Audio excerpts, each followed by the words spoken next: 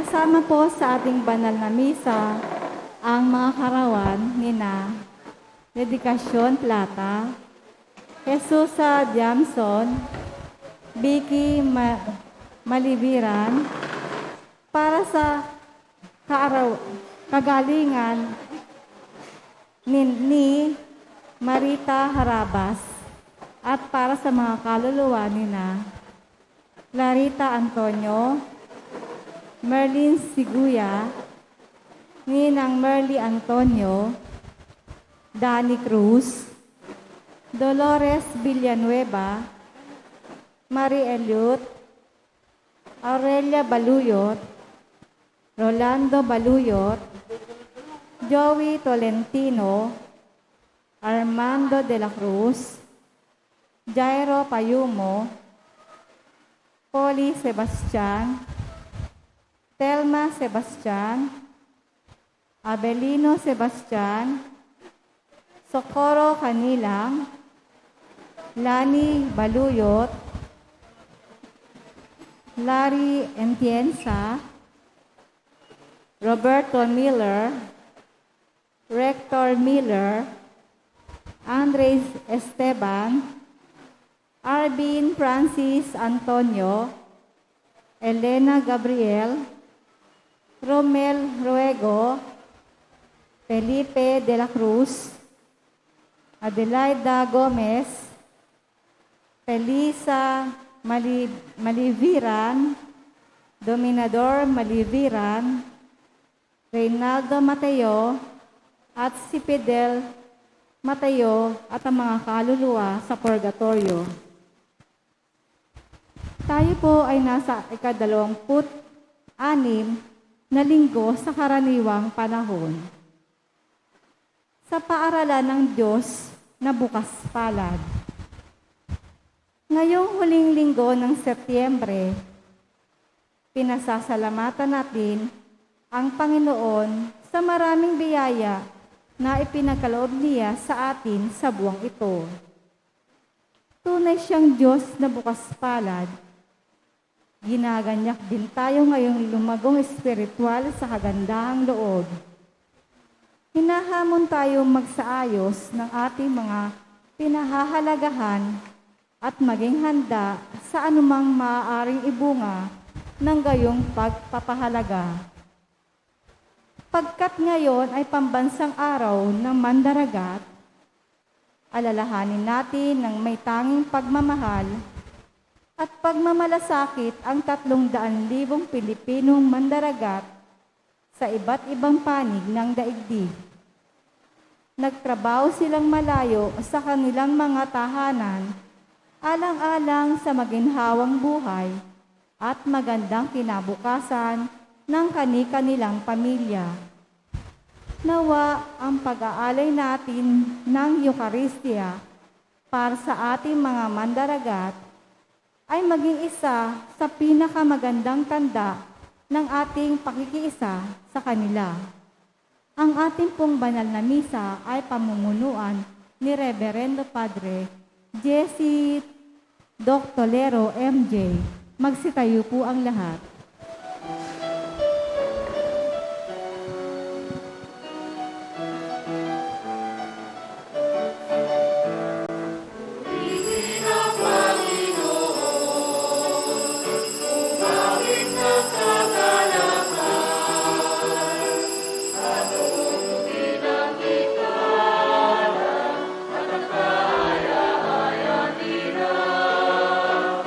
Ipanigduan tu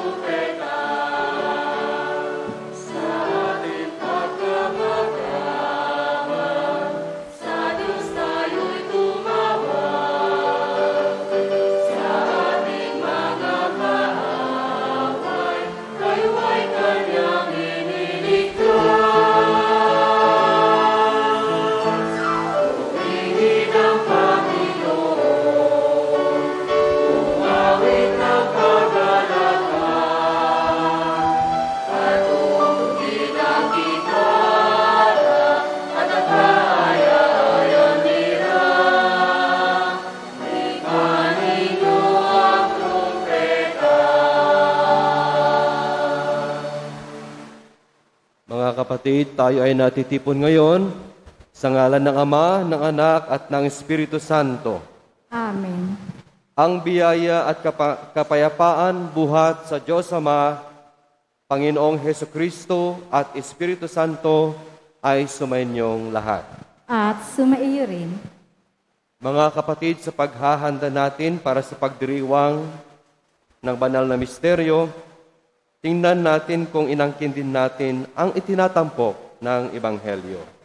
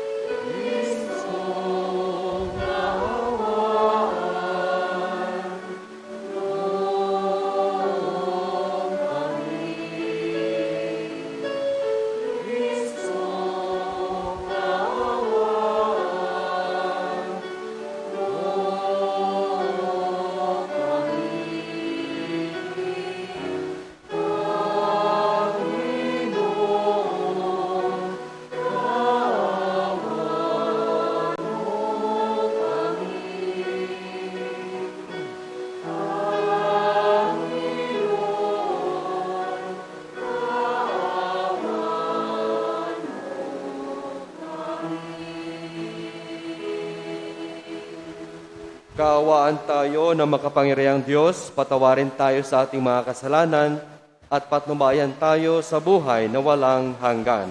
Amen. Papuri sa Diyos sa kaitaasan.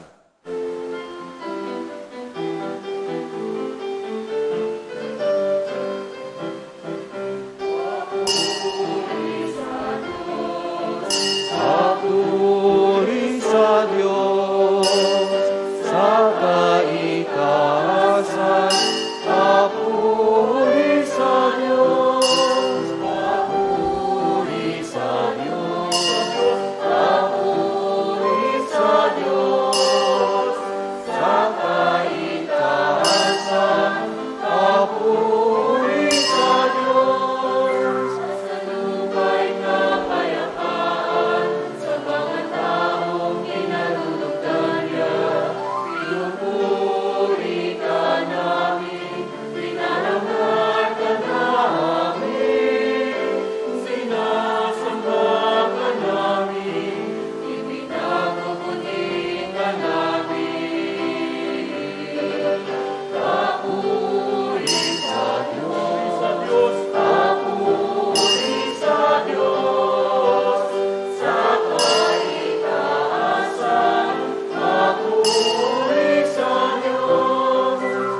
Nasasalamatan ka namin, sa'yo nabilang ang pinagpurihan. Panginoon Diyos, Hari ng langit, Diyos amang makapangyarihan sa lahat. Panginoong Jesucristo, bugtong na anak. Panginoon Diyos, Kordero ng Diyos, anak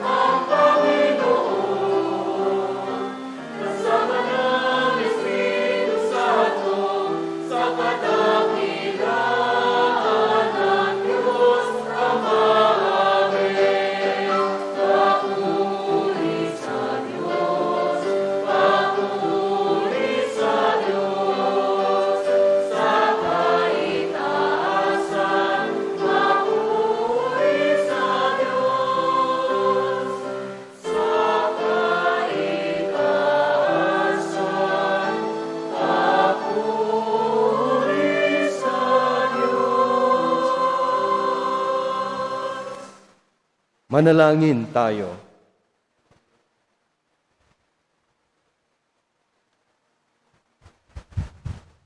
Ama naming makapangyarihan,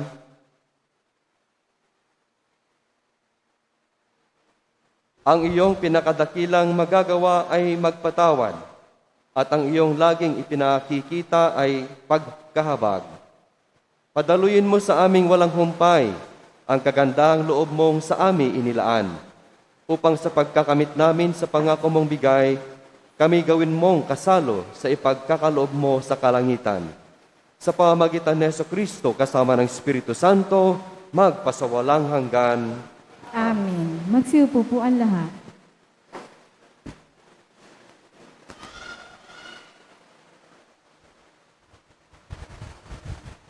Ganap na malaya ang Diyos sa pamamahagi ng kanyang mga kaloob. Bagamat siya ay may nakatakdang mga karaniwang daluyan, kumikilos din siya sa labas ng mga kayariang opisyal.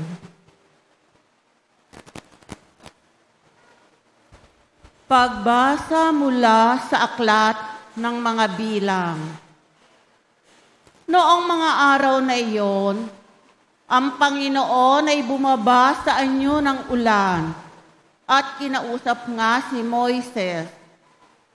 Ang 70 matatanda ay binahagi na niya ng Espiritu tulad ng ibinigay niya kay Moises.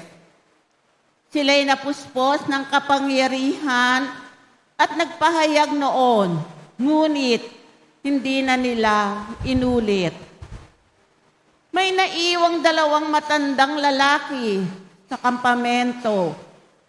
Eldad ang pangalan ng isa at yaong isa, Medad. Tinawag silang kasama ng 70, ngunit hindi sumama.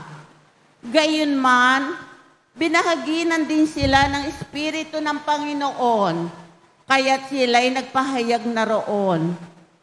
Nakita pala sila ng isang binata at patakbo itong nagpunta kay Moises. Sinabi niya, sina Eldad at Medad ay nagpahayag sa kampo. Dahil dito, sinabi ni Josue na anak ni Nun at katulong ni Moises, bakit di ninyo sila sawayin? Ngunit sinabi ni Moises, nangangamba ka bang ako'y mababawasan ng karangalan? Mas gusto ko nga maging propeta ang lahat ng Israelita at mapuspos ng Espiritu na ang Panginoon. Ang salita ng Diyos. Salamat sa Diyos. Salmong tugunan, ating kabutihat lugod ay nasa loobin ng Diyos. Ating kabutihat lugod ay nasa loobin ng Diyos. Ang batas ng Panginoon ay batas na walang kulang. Ito'y utos na ang dulot sa tao ay bagong buhay. Yaong kanyang mga batas ay mapagtitiwalaan, nagbibigay ng talino sa pahat kaisipan. Ating kabutihat lugod ay nasa loobin ng Diyos.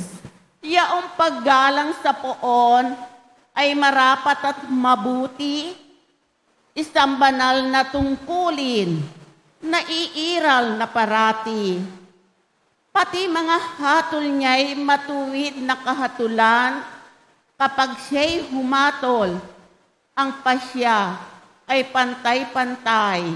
Ating kabutihat lugod ay nasa loobin ng Diyos.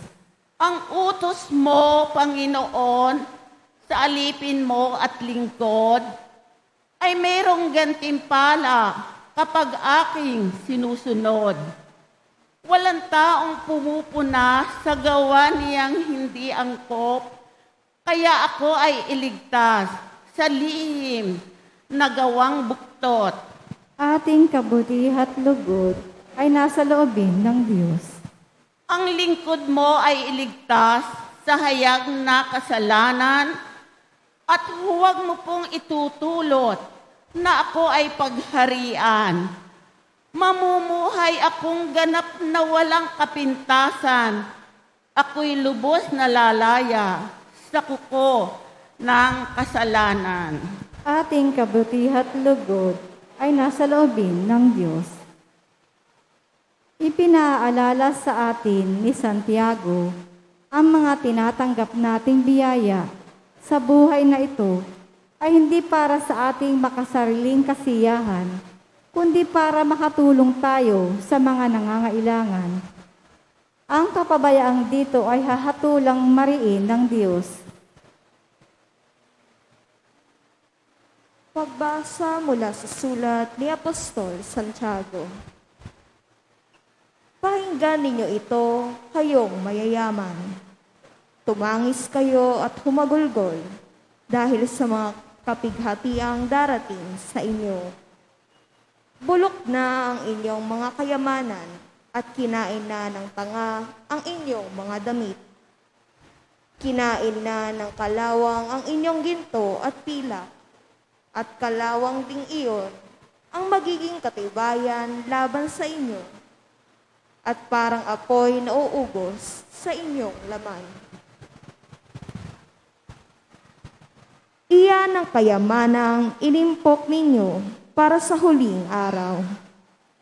Sumisigaw laban sa inyo ang upa na hindi ninyo ibinigay sa mga gumapas sa inyong bukurin. Umabot sa langit sa pandinig ng Panginoong makapangyarihan sa lahat ang mga hinaing na mga almi ng inyong inapi. Nagpakalayaw kayo at nagpasasa dito sa lupa. Nagpataba kayo parang mga hayop na papatayin. Hinatulan ninyo at ipinapatay ang mga matutuwid. Hindi sila lumaban sa inyo. Ang salita ng Diyos. Salamat sa Diyos. Magsitayo po ang lahat at magbigay galang sa mabuting balita.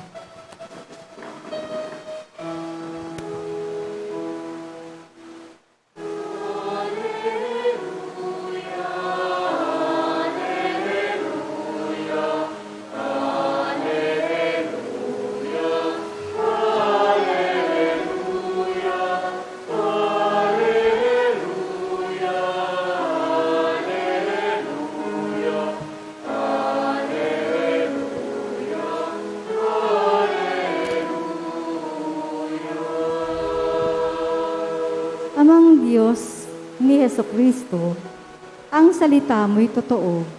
Kami ay pabanalin mo.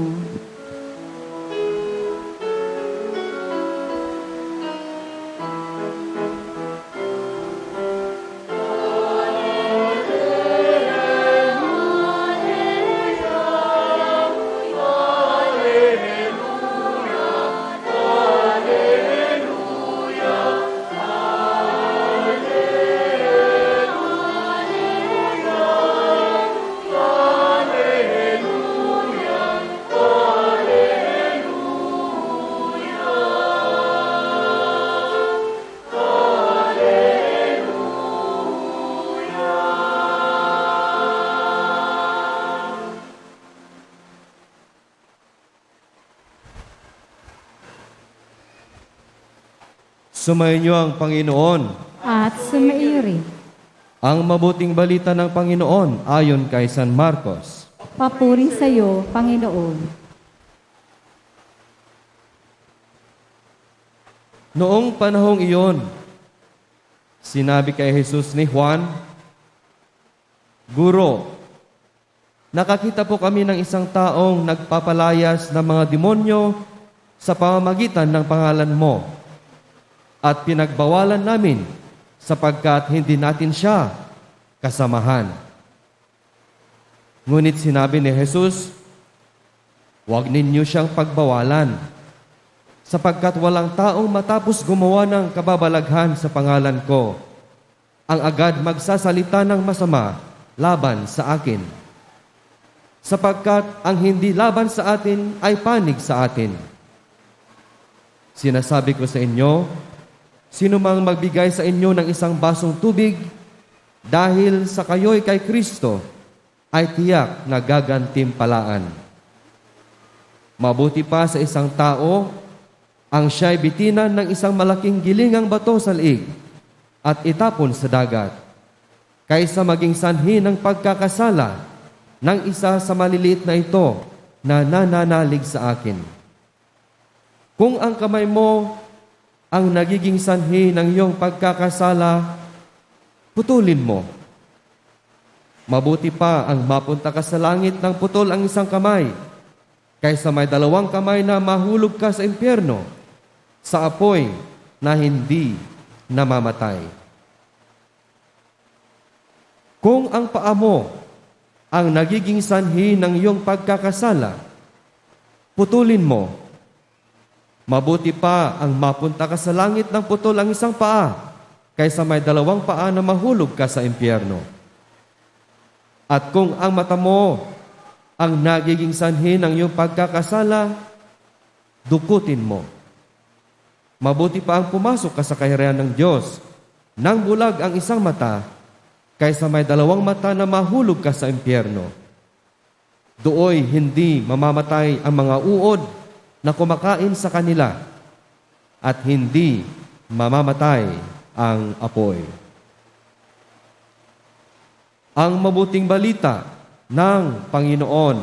Pinupuri ka namin, Panginoong Hesukristo. Magsiupo po ang lahat.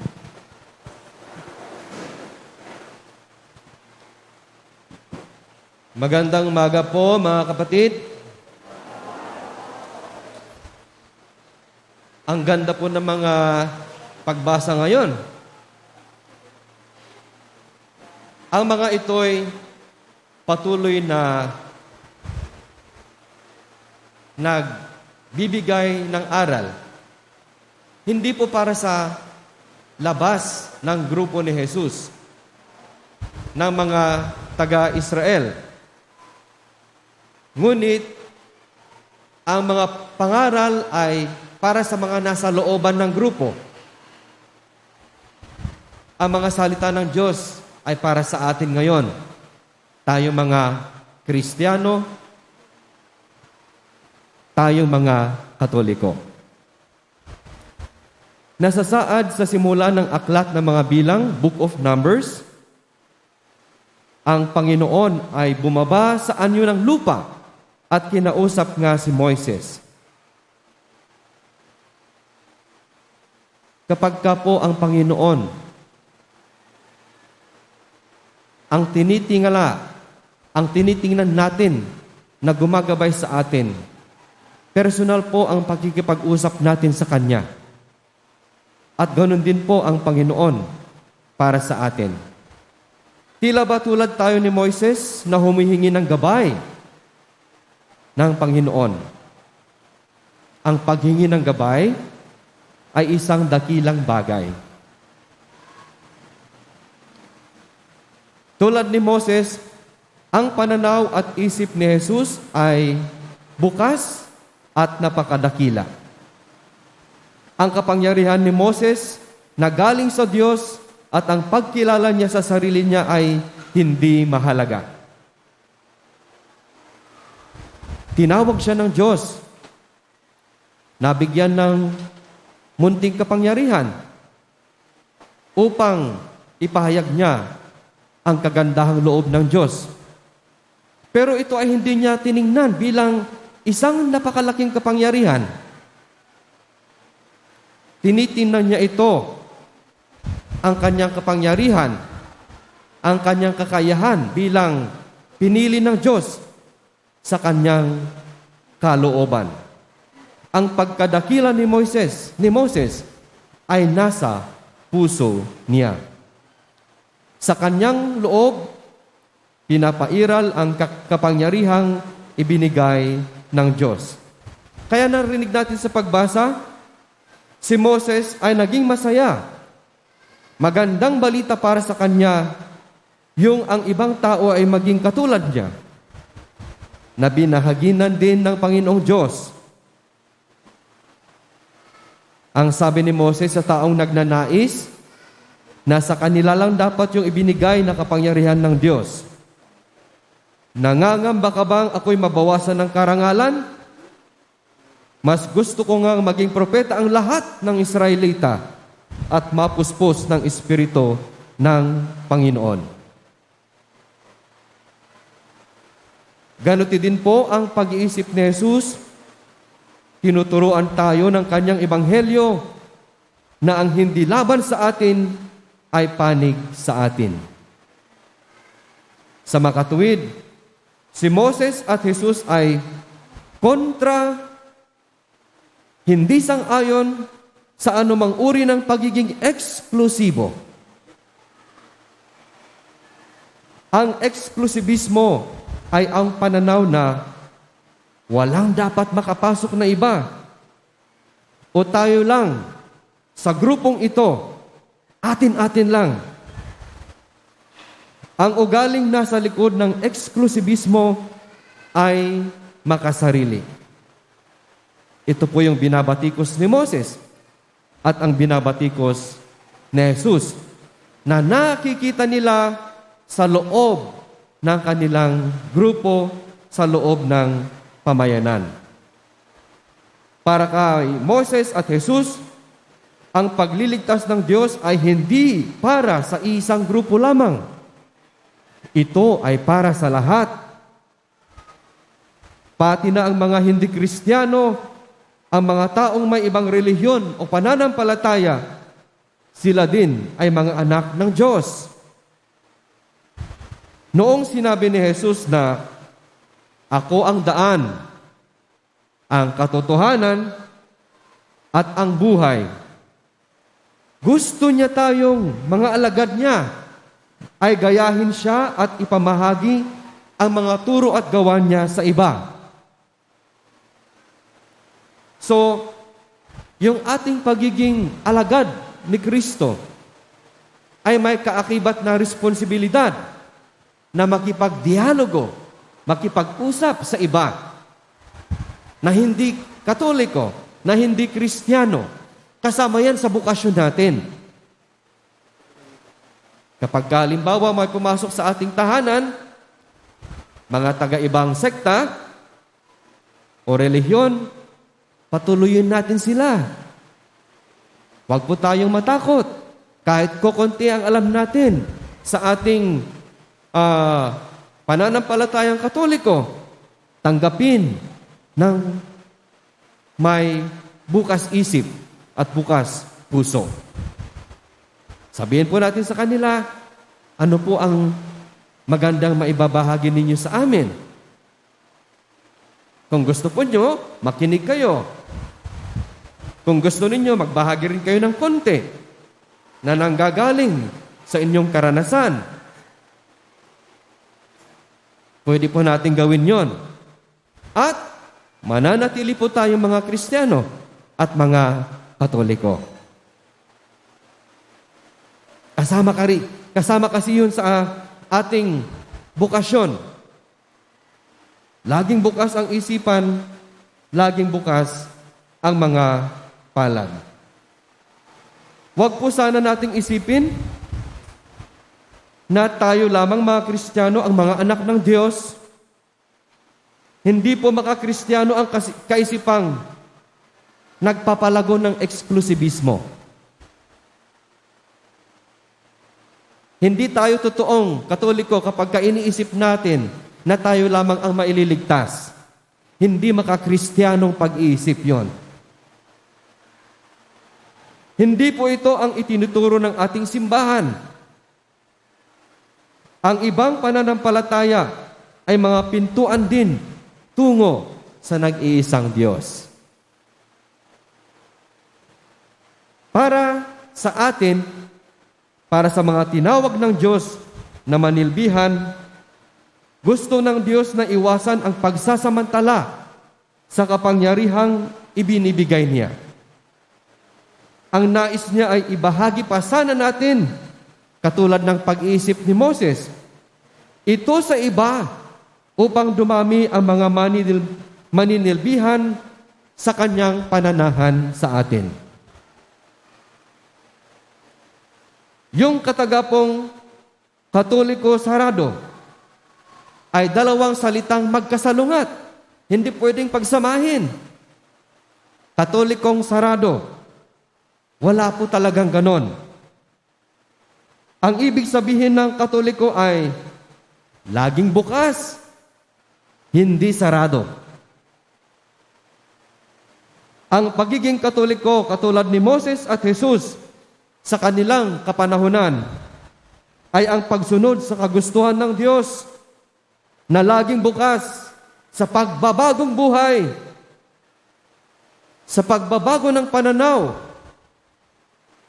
na magbahagi ng kabutihan. Siguro po, kapag sinasabi natin Katoliko sarado, pwedeng ibig sabihin na, hindi na po ako magbabago ng pananampalataya. Katoliko po ako. Pwede naman po siguro yon. Meron din pong nagsasabi na ang Katoliko sarado ay, ang ibig sabihin nito ay, kung ano na lang yung kinagisnan, ginagawa, ugali, at kaisipan, hindi na mababago. Pwede rin po yun. Pero, sa mga pagbasa ngayon, hinahamon tayo ng Panginoon na nabigyan ng kunting puwang. Buksan ito upang sa ganun ay mas lalo pa tayong lumago. Dahil marami pa tayong matututunan, marami pa tayong makukuha mula sa mga salita ng Diyos. In the Catholic Church, every good thing is welcome and everybody is welcome. Wala pong mayaman, wala pong mahirap. Ang mga nasa laylayan po ng lipunan, kasama po kayo sa kaharian, sa pamilya, sa tahanan ng Panginoon. Hindi tayo eksklusibong grupo dahil kailanman hindi eksklusibo ang Diyos. Iyan ay isa sa mga katangian ng kadakilaan ng Diyos. Nangyari po sa kasaysayan ng simbahan na may mga pagkakataong lumihis tayo. Lumihis ang simbahan sa mga turo ni Jesus. May mga yugto sa buhay ng simbahan na ito ay naging eksklusibo. Halimbawa po, noong dumating ang mga Katolikong Kastila, sa pangalan ng Diyos, ang dami nilang pinatay. Nawala ang ating mga wika, mga salita, ang mga katutubong ugali, ang ating mga kultura. Hindi po ito ang kagustuhan ng Diyos. Pero, nangyari po yon. Isang halimbawa lamang po. Isang halimbawa pa ng pagiging eksklusibo ay wala daw kaligtasan sa labas ng simbahan. Noon po yon. Pero ngayon, sa isip at puso ng simbahan, ang kaligtasan paggaling ng Diyos ay nasa loob din, nasa labas din ng simbahan. Hindi eksklusibo ang pagpapagaling, ang pagliligtas ng Diyos. Ito ay para sa lahat. Kaya ang simbahan ay nanumbalik kay Jesus sa mga turo't gawa niya. Nakita ng simbahan ang kanyang mga pagkakamali. At ang simbahan ay hindi nahihiyang humingi ng tawad. Ito rin po ay isa pang katangian ng kadakilaan at kagandahang loob, ang humingi ng pagpapatawad. Ang turo ni Jesus, maging bukas ang isipan at maging dakila ang kalooban. Ang kapwa na gumagawa ng tama at kabutihan, ano paman ang grupo, relihiyon, kultura o salita nito, ay isang kasama't kasapi. Dahil ang lahat ng gumagawa ng tama at mabuti ay nasa iisang panig, ang panig ng Diyos. Kapag nasa panig tayo ng Diyos, ang pagtingin natin sa mga bagay-bagay ay katulad sa pagtingin ni Moses at ni Jesus. Nag-iibayo, gumaganda, lumalawak. Nakikita natin ang dignidad at halaga ng iba. Napagtatanto natin na pati pala ang mga mahihirap ay may kakayahang mag-ambag ng panahon, gawa, o anumang bagay. Ang mga maliliit ay lumalaki kapag ang mga mata natin ay katulad ng mga mata ni Moses at ni Jesus. Na mahalaga pala ang trabaho ng mga magsasaka at manggagawa. Silang nagbabanat ng buto upang tayo ay makapagpatuloy sa ating pinagkakaabalahan. Ang mga seafarers at mangingisda, silang naglalayag at pumapalaot upang maglagay ng pagkain sa hapagkainan at ng masasarap at sariwang isda na siyang pinagkukunan ng yodo o iodine na mahalaga para sa utak ng tao. Ang isda po ay napakayaman ng yodo o iodine na mainam. Siya ang pagkain ng utak ng tao. At kapag ka napapakain ang utak natin, kahit ano pong problema ang hinaharap natin, wala pong kapangyarihan gawin tayong baliw, masira ang ating isipan kapag ka meron tayong kinakain na iodine o yodo. Mahalaga po ito. Dahil sa kanila, hindi na natin kinakailangan pang magtanim ng palay, pumasok sa pabrika, maglayag at mangisda. Kung titingnan po natin, lahat pala tayo ay instrumento ng Diyos. Ang mga mabubuting gawain ay itinutulak tayo sa panig ng Diyos. Magsasama-sama tayo sa ating mga gawain, umasa sa Diyos, magpakumbaba, humingi ng kapatawaran. Kapag nagagawa natin ang mga ito, ang Diyos naman ay nasa panig natin. Huwag tayong matakot, huwag tayong mangamba, harapin natin ang bawat pagsubok o problema, taglay ang pag-asa. Mga kapatid, magpasalamat tayo sa Diyos sa mga biyaya at mga pagkakataong makapagsilbi sa Kanya at sa pamayanan. Ito po ay mga biyaya ng Diyos para sa iba, para sa ating kapwa. Tayo rin po ay instrumento ng Kanyang mga pagpapala. Salamat po sa mga seafarers at mangingisda. Kayo ay inaalala namin ngayong linggo. Gabayan at pangalagaan nawa kayo 10 ng inyong mga pamilya ng ating inang si Maria, tala sa karagatan. Amen.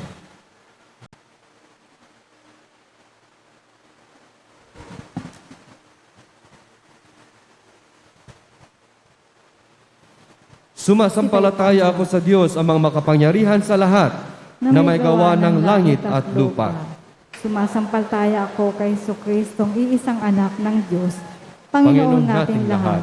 Nagkatawang tao siya, lalang ng Espiritu Santo, ipinanganak ni Santa Mariang Birhen, pinagpakasakit ni Poncio Pilato, ipinako sa krus, namatay, inilibing, nanaog siya kinaroroonan ng mga yumao, ng maikatlong araw, nabuhay na mag-uli, umakyat sa langit, naluluklok sa kanan ng Diyos amang makapangyarihan sa lahat. Doon nagmumulang paririto at hukom sa nabubuhay at nangamatay na tao. Sumasampalataya naman ako sa Diyos Espiritu Santo, sa banal na simbahang katolika, sa kasamahan ng mga banal, sa kapatawaran ng mga kasalanan, sa pagkabuhay na muli ng nangamatay na tao, at sa buhay na walang hanggan. Amen. Ipinaalaala sa atin ng mga pagbasa ngayon ang mamuhay sa tanglaw ng kautusan ng Diyos at paglabanan ang lahat ng kakitiran ng pag-iisip. Pagkat batid natin ang ating kahinaan, pakumbaba tayong manalangin. Panginoong Diyos, maawa ka sa amin. Panginoong Diyos, maawa ka sa amin.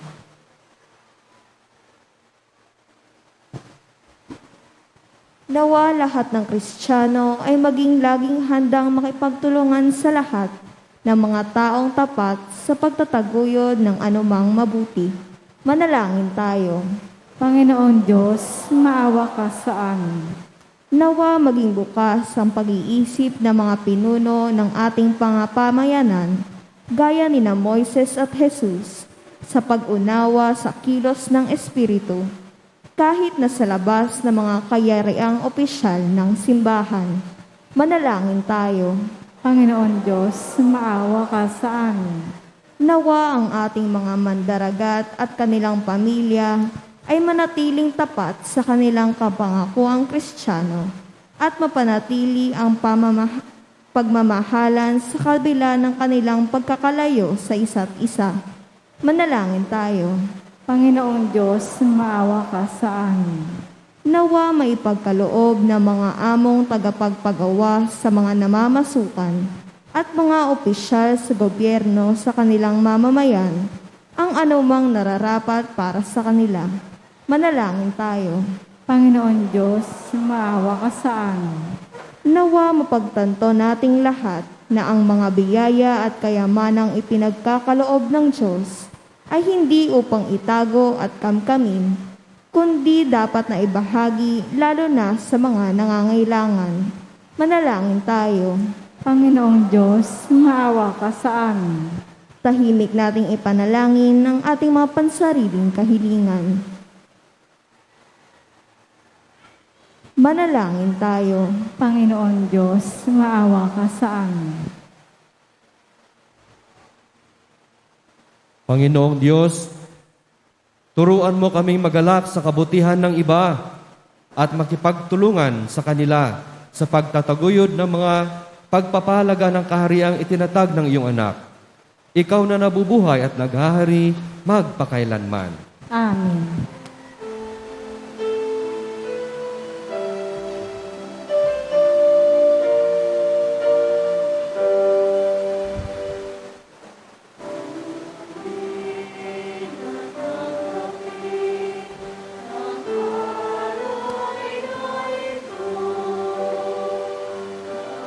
Magsipo po ang lahat.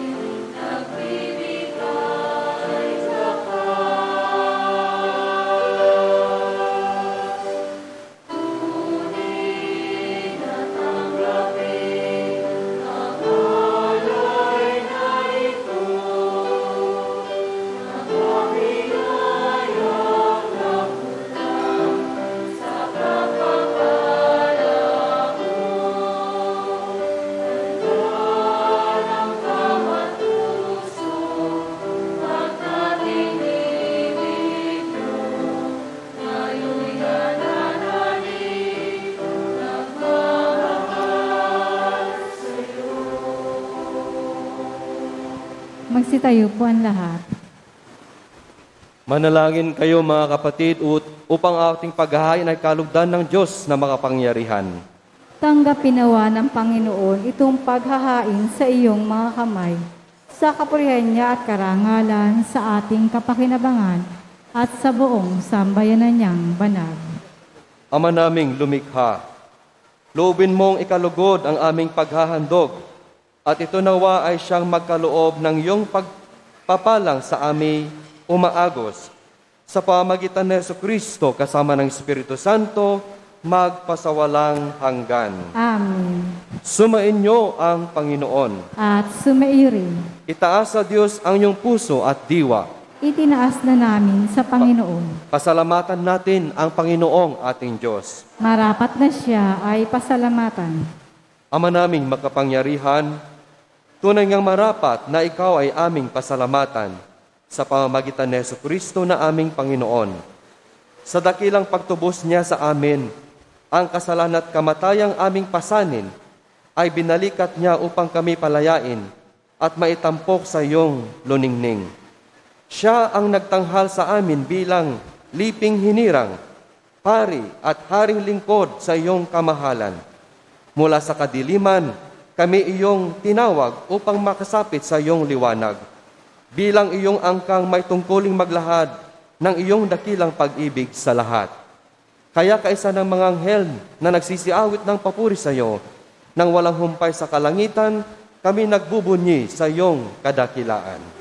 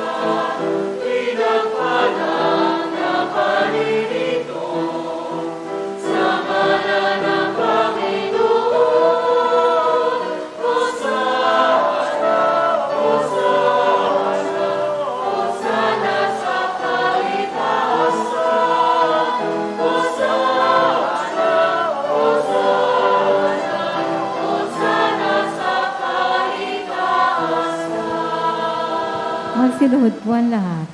Ama naming banal, ikaw ang bukal ng tanang kabanalan, kaya't sa pamagitan ng iyong Espiritu, gawin mong banal ang kaloob na ito upang para sa amin maging katawan at tugo ng aming Panginoong Hesu Kristo.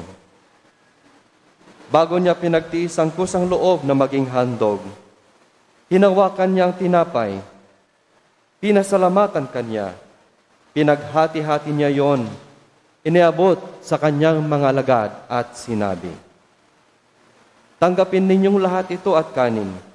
Ito ang aking katawan na ihahandog para sa inyo."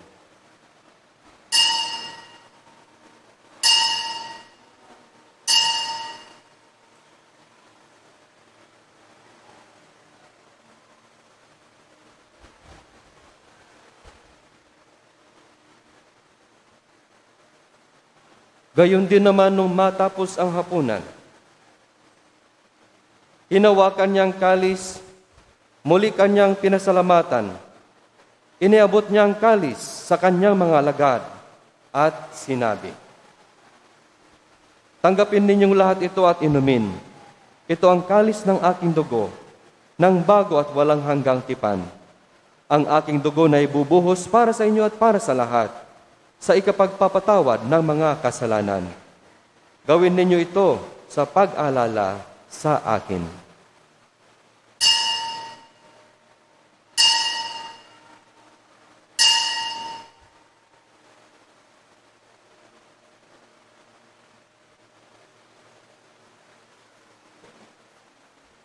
Ipagbunyi natin ang misteryo ng pananampalataya.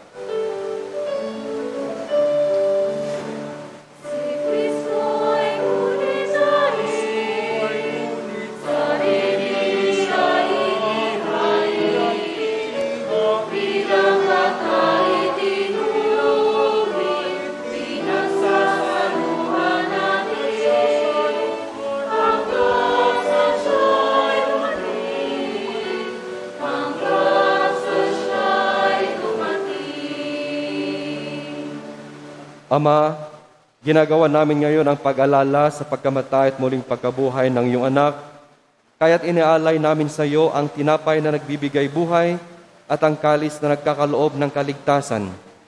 Kami nagpapasalamat dahil kami yung minarapat na tumayo sa harap mo para maglingkod sa iyo. Isinasamo namin kaming magsasalo-salo sa katawan at dugo ni Kristo ay mabuklod sa pagkakaisa sa pamagitan ng Espiritu Santo. Ama, lingapin mo ang iyong simbahang laganap sa buong daigdig. Puspusin mo kami sa pag-ibig, kaysa ni Francis na aming Papa, at ni Pablo na aming Obispo, at ng Tanang Kaparian. Alalahanin mo rin ang mga kapatid naming nahimlay, nang may pag-asang sila'y muling mabubuhay, gayon din ang lahat ng mga pumanaw. Kawaan mo sila at patuloyin sa iyong kaliwanagan. Kawaan mo at pagindapatin kaming lahat na makasalo sa iyong buhay na walang wakas. Kaysa ng mahal na Birheng Maria na ina ng Diyos, kaysa ng mga apostol at ng lahat ng mga banal na namuhay dito sa daigdig ng kalugod-lugod sa iyo, maipagdiwang nawan namin ang pagpupuri sa ikararangal mo sa pamagitan ng iyong anak na aming Panginoong Hesu Kristo.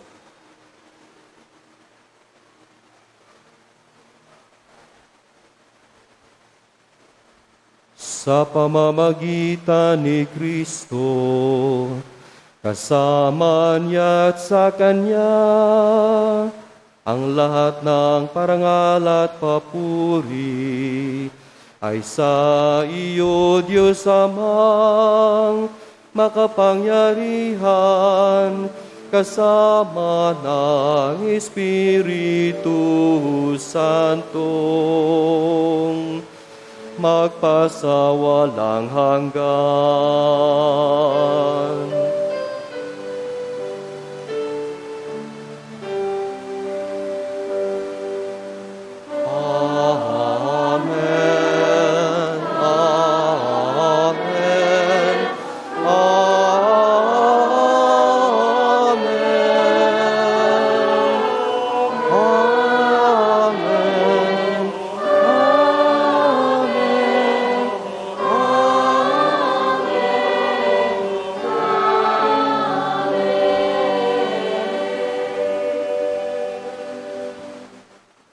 Sa tagubilin ng mga nakagagaling na utos at turo ni Jesus na Panginoon natin at Diyos, ipayag natin ng lakas loob.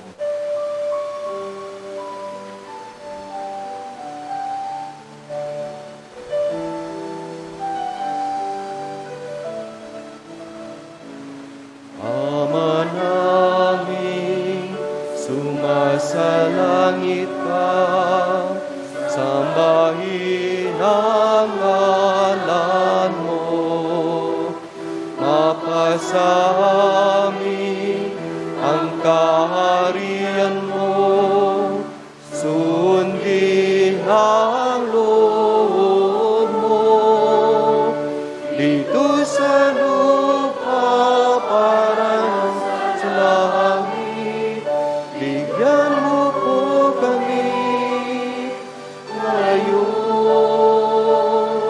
ng aming kakanin sa araw-araw at patawarin mo kami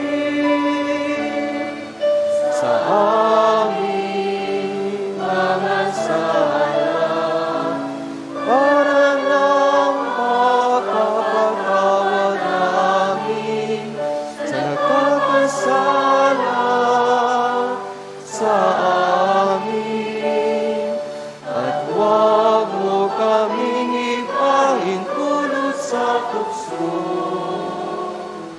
at iadya mo kami sa lahat ng masama. Hinihiling namin kami adya sa lahat ng masama, pagkalooban ng kapayapaan araw-araw, iligtas sa kasalanan at ilayo sa lahat ng kapamakan. Samantalang aming pinananabikan ang dakilang araw ng pagpapayag ng tagapagligtas naming si Hesu Kristo.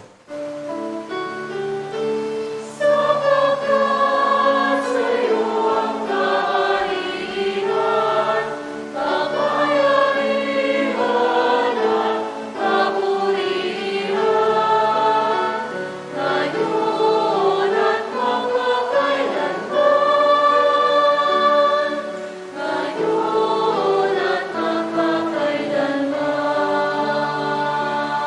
Panginoong Heso Kristo, sinabi mo sa iyong mga apostol, kapayapaan ang iniiwan ko sa inyo, ang aking kapayapaan ang ibinibigay ko sa inyo.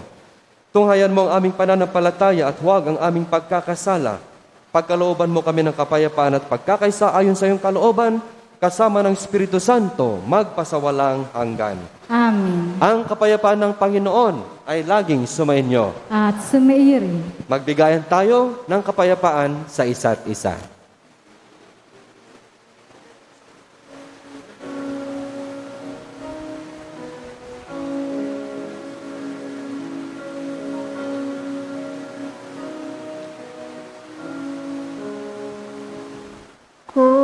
Kordero ng Diyos na nag-aalis ng mga kasalanan ng mundo, maawa ka sa amin.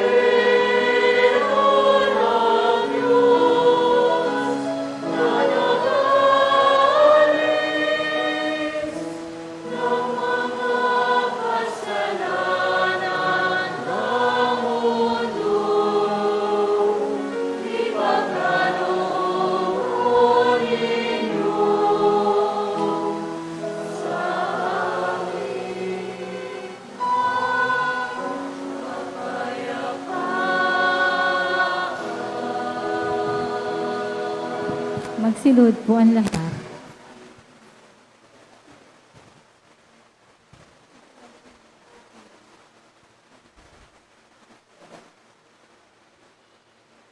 Ito ang kordero ng Diyos na nag-aalis ng mga kasalanan ng sanlibutan. Mapalad ang mga inanyayahan sa kanyang piging. Panginoon, hindi ako karapat-dapat na magpatuloy sa iyo, ngunit sa isang salita mo lang ay gagaling na ako.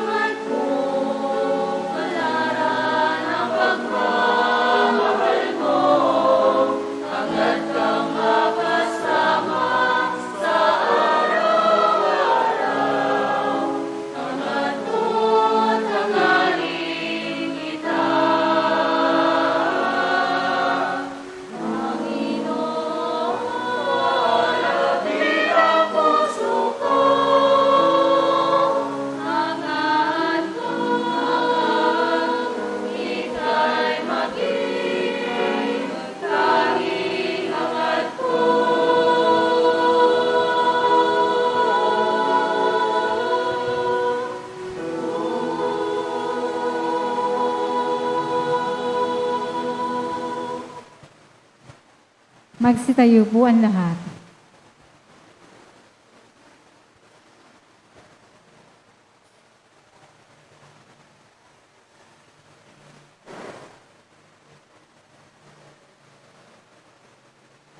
Manalangin tayo. Ama naming mapagmahal, ang aming banal na pagkikinabang ay magdulot nawa ng kagalingan sa aming katauhan upang kami makatambal sa kaluwalhatian ng aming nilalahukan sa tinitiis na kamatayan na aming ngayon ipinapayag sa ginap na pagdiriwang sa pamagitan ng Jesucristo kasama ng Espiritu Santo, magpasawalang hanggan. Amen. Sumainyo ang Panginoon. At sumaiyo rin. Magsiyuko kayo at ipanalangin ang pagpapala ng Diyos.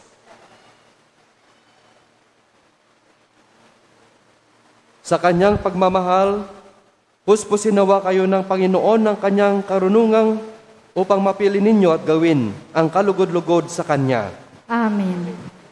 Pagkalooban niya nawa kayo ng pusong mapagbigay na nagagalak sa kabutihang taglay o ginagawa ng iba. Amen. Bigyan niya nawa kayo ng lakas na kailangan ninyo para sa paggawa ng malalaking sakripisyo upang magkamit ng buhay na walang hanggan. Amen.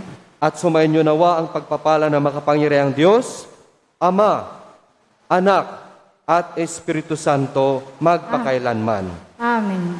Humayo kayo sa kapayapaan upang mahalin at paglingkuran ang Panginoon. Salamat sa Diyos. Maraming salamat din po sa lahat.